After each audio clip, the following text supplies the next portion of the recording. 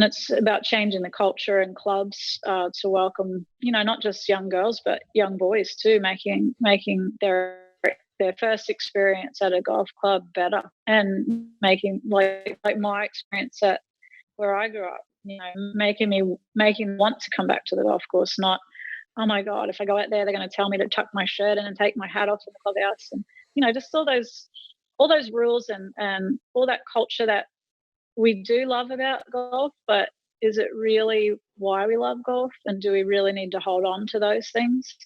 And I think as far as mature age women starting golf, I think female members of just as bad. They sometimes can be unwelcoming to new female members to clubs, rather than rolling out the red carpet to someone under the age of 40 or 50 that wants to take up the game.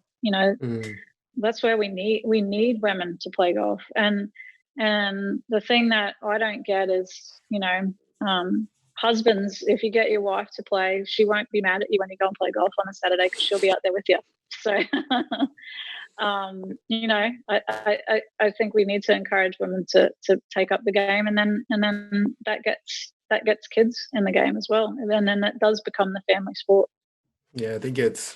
I'm just nodding and smiling because I couldn't agree with you more. And it's one of the big things behind what we're trying to do at Future Golf as well, is how do you expose the game of golf to the non-traditional golfer? And we sort of started off more with predominantly younger men, but it was, how do you win back that group that maybe played when they were teenagers and then started playing footy or cricket, got lost to the sport?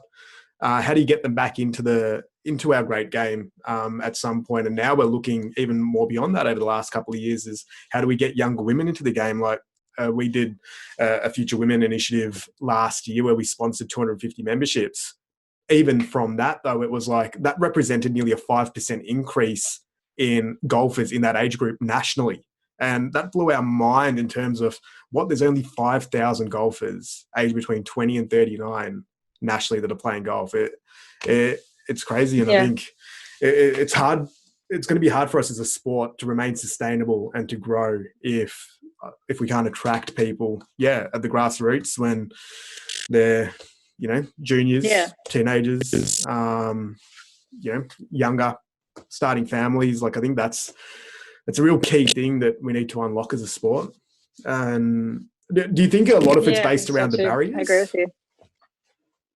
A little bit, I think.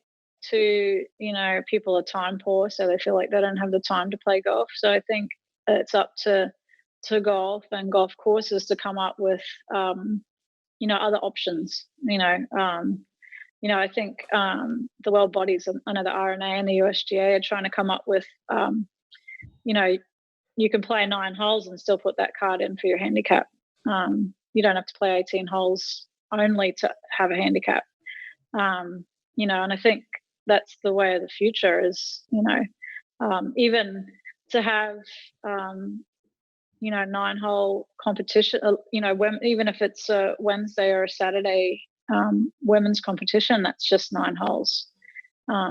Maybe that's especially for women that have kids at home. 9 holes might be the only amount of time that they can get someone to look after their kids while they go and play golf, or clubs come up with having a creche at the course that isn't overly expensive to keep the kids in, and maybe that's when the kids get introduced to the game as well. I think everyone involved in golf has to come up with creative ways to get younger people, not just women but younger people in general, into the game, and with that make them feel comfortable, make them feel like it is something for their age and not an old person sport, which it really isn't.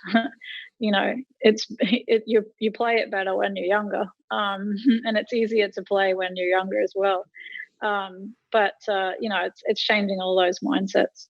Yeah, I agree. And I think that's the one thing that we've found along our journey over the last 6 years is that, it's not an old person sport, because the addiction to golf can happen at any age, whether you're 8, 15, 20. It's more after you hit that first shot most people are pretty hooked.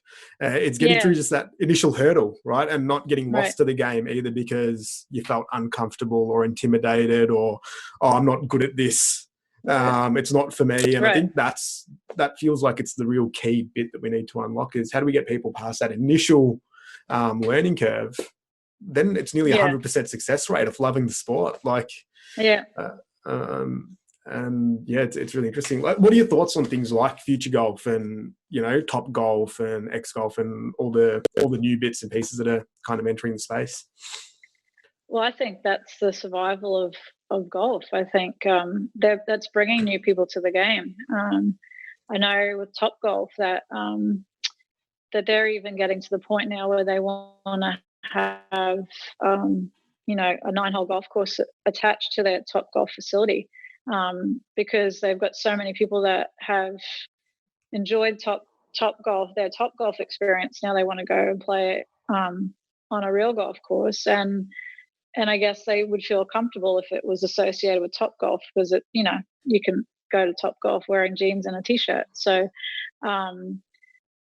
you know, those sort of things. I think the initiative you did with getting 20 to 39-year-old women involved in future golf and the concept of future golf, I think is great. You know, we talked about it last year when we first met. You know, it gets people who don't think that they're ever going to get use out of a membership. It's kind of like when you join a gym. I don't want to pay full membership because I don't think I'm going to go for 12 months, even though it's cheaper to pay for 12 months. I'm just going to pay for 3.